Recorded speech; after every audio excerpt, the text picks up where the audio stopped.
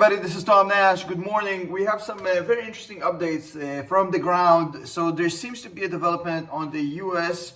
Palestinian Authority side. So the U.S. is now pushing for a new kind of revamped Palestinian Authority in Gaza, essentially trying to get Abbas to step aside officially, appoint some sort of an unknown crew to be the new revamped Palestinian Authority, which would go into Gaza and potentially will be accepted on the Israelis who are completely against inserting the Palestinian Authority into Gaza for good reason. Essentially, there's no difference between Hamas and the PA.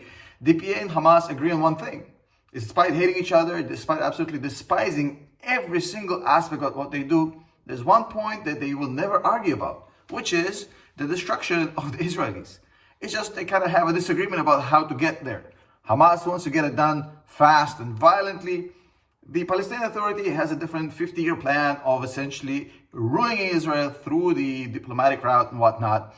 But the Israelis, for good reason, do not like the idea of giving Gaza to the Palestinian Authority. So that's why the US is trying to kind of manufacture this new Palestinian Authority 2.0. Israel's going to fight it. They're not going to like it, obviously. But I think the Palestinian Authority 2.0 project that the United States is now pushing actually will have a much harder time, not with the Israelis, they're going to have a much harder time on the Palestinian street, of all places. If you think that getting the Israelis to agree to this is going to be a challenge, wait until you actually hear about what's going on the Palestinian street. Because on the Palestinian street, the Palestinian Authority is conceived as a combination of an Uncle Tom, Israeli collaborators, and Zionist stooges. That's how Palestinians view the Palestinian Authority. Because they've worked with the Israelis for so long, they've signed deals with them, they collaborated with them, and basically they've not been as hard on the Israelis, at least externally, as Hamas was. And their leader is in his 80s, and they're all corrupt, and they're rich, and whatnot, etc., etc., etc. And they're much worse at marketing, because if you think about it, the leader of the Hamas are also corrupt and rich, but better marketing. Marketing is everything. So the Palestinian Authority is not very popular on the Palestinian street. In fact, I would say they are extremely unpopular on the Palestinian street. So even if the Israelis agree somehow to this, once the US tries to insert this new Palestinian Authority into Gaza, where it is completely unpopular, it's pretty much a good chance we're going to see a replay of what happened in 2005 when they tried this before. Back in 2005, the US and Israel tried this with the Palestinian Authority. Within less than a year, the Palestinian Authority was slaughtered. Every single member was thrown off a rooftop or killed or shot or stabbed. And Gaza was basically taken over by Hamas. They do it again. To me, it sounds like doing the same thing and expecting different results. And I think that's the definition of insanity. But I think what the Palestinian Authority does right now, and because they understand the problem, the US completely is misunderstanding the situation.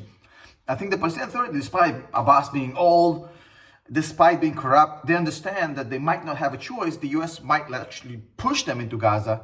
They understand that they need some clout. They need some cachet. They need some sort of a credibility aspect, because they can't walk in like this. So they're literally trying to get Hamas to come on board as number two in this new government, basically saying to Hamas, look, Hamas, we're the PA. We're the legitimate representative of the Palestinian people. The US accept us. The Israelis somewhat accept us. They tolerate us. You guys are persona non grata. You guys are basically non-legitimate. You're all going to either be dead or going to be in prison at some point. The Israelis are not going to let you stay out there. Unless you join us, you become our number two, you incorporate into our new Palestinian Authority, and that way the US is going to protect you. You're going to be part of the new legitimate Palestinian government. We're going to clean you of the Hamas brand officially. Then you stay alive, you keep making money, and we get to suckle on the tits of your clout as the freedom fighters who have defeated Israel, so to speak, right? Now, the Hamas folk are basically split on how to handle this. On the one hand, you have the people who are in Qatar, Ismail Haniyeh, and the other guys, or Khalid Mashal. I don't want to go into this deep list, but there's a lot of people in Qatar and Turkey and around the world who are basically dying to say yes to this. The problem is that they've lost the majority vote on this, because right now there's one guy who has complete veto over what's going on and what the decision making is going to be. He has complete veto about the hostages, about what happens with the PA, everything. And his name is Yahya Sinwar, because he's on the ground, because he has become the strong person, Hamas. He gets to call the shots. He's in Gaza. He has all the military backing. He's vastly popular. So he gets to call the shots. So while the Palestinian leaders are trying to get some sort of a collaboration agreement with the political wing Hamas, and the Hamas political wing basically seems eager to do so, Sinwar is saying, no way in hell over my dead body. And so far, he's still alive, so that's not going to happen. So that's why you saw a few weeks ago, Putin from Russia. By the way, just another example how everything is connected. Putin from Russia a few weeks ago, Google this. He actually invited the representative of the Palestinian Authority and Hamas to Moscow together to try and broker some sort of a peace agreement between them so they can actually walk in together into Gaza, essentially getting Russia a foothold, which they're really dying to get in Gaza proper, not through Iran. But to the joy of the Israelis, or to the dismay of the Palestinians or the Russians, whatever, however you want to see this, this completely fell apart because the level of hatred between the Palestinian Authority and Yahya Sinwar is so great that the whole Moscow initiative basically fell apart at the seams like a cheap cushion you get in the state fair. So that part didn't even materialize enough to get to the point where the Israelis say, no, we don't think that's a good idea. The Palestinians right now cannot make it happen.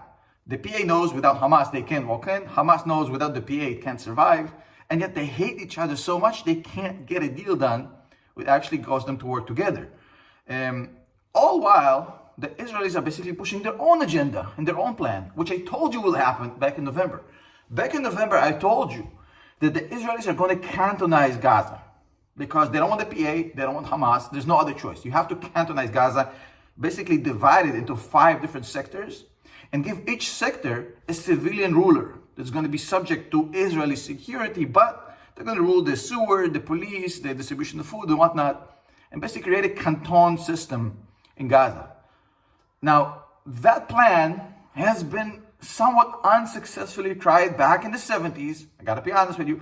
Back in the 70s, the Israelis tried some sort of a workaround like this. It didn't really pan out because Hamas or the PLO, whoever was in charge back then, I think it was actually the PLO, I'm not really sure, but whoever was in charge, basically they cut them down at their knees. So the reason that failed back in the 70s is because the Israelis didn't kill the local extremist leaders before doing so. So the lesson they've learned, if they want to basically this program to work, this cantonization program, this division of Gaza plan to work, the civilian rulers must operate in a Hamas-free environment. So this ain't going to work until the Israelis completely defeat Hamas. So Hamas has to be wiped out for this plan to work. And so far, Hamas has not been wiped out yet. So that's what's holding back the Israelis. But they've already started creating this leadership by giving certain families in Gaza access to the humanitarian aid so they get to basically distribute it. So they're creating that leadership, they're prepping it, but they got to eliminate Hamas. The problem is that Hamas is now holed up in Rafah crossing.